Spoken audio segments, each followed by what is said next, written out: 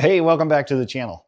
So I try to show you things that make ownership of vehicles a little easier for you, maintenance a little easier for you. And today I'm doing another one of those type of videos. I'm going to be installing this little guy right here called a Fumoto valve for changing oil, and it makes life a lot easier. So I'll walk you through the steps of how to do this, but I'll also show you how this works. Hang on. For just either the peace of mind, making sure that it's done correctly, or money savings, or what have you. Sometimes you will find little tips and tricks that'll help speed the process. This happens to be one of them. This is the Fumoto valve I'm installing on the Tundra. It is an F133. This is basically a permanent install onto the truck, and then you never need to use a tool to drain the oil. You can either use it as it is, or you can hook up a little hose to this so that you can put the oil where you want. And if you've ever changed the oil in the Tundra, that oil is like water, and when it hits the pan, it goes everywhere, which can make a mess. Anyways, the way this works, there's a little valve, and to open it, you basically lift and twist that over, and then all the oil will come out. When you're done, you just slide that back, and you don't have to worry about if it's tight enough or having the right tool. It's just off, on or off.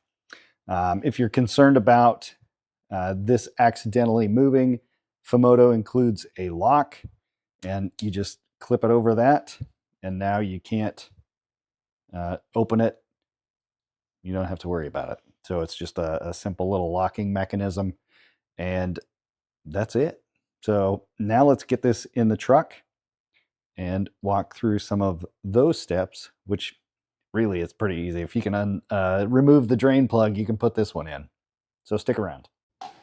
All right, the first step in this process is to go ahead and drain the oil.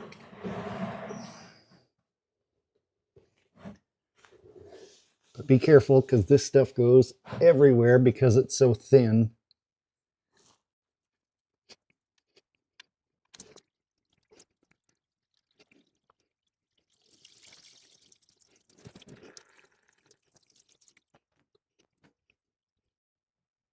All right, once you have the oil pretty much drained out, you can go ahead and install the Fumoto valve.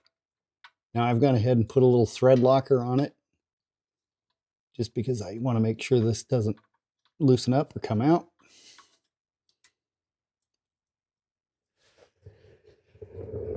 You can see from all the shine on the floor, that's one reason why I'm installing this valve. And then it's just a 19. You can put a 19mm wrench on it. Make sure that it's snug. Don't want to over tighten it. About like that.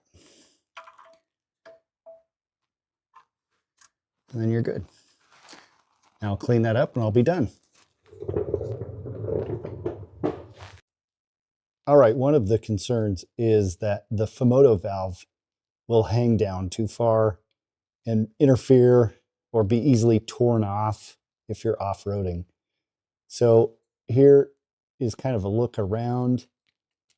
It's a valid concern. I was concerned about it until I looked at how this sits here. The oil pan sits up above the cross members, both front and back.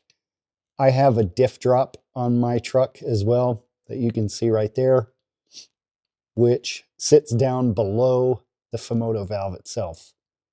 So for me, I don't have any concerns with this ever getting hit in normal operating conditions. So that's it. That's all there is to installing the Fumoto valve in the Tundra.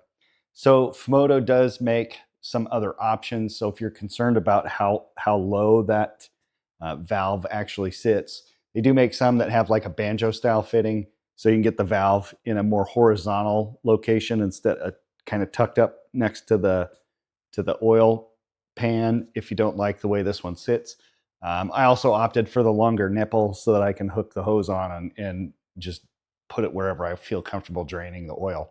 But they do make like a shorter nipple, just so that you don't have something hanging down so far. So if you're concerned, if you're off-roading or you think that the valve is hanging out there and might get knocked off, you do have some options.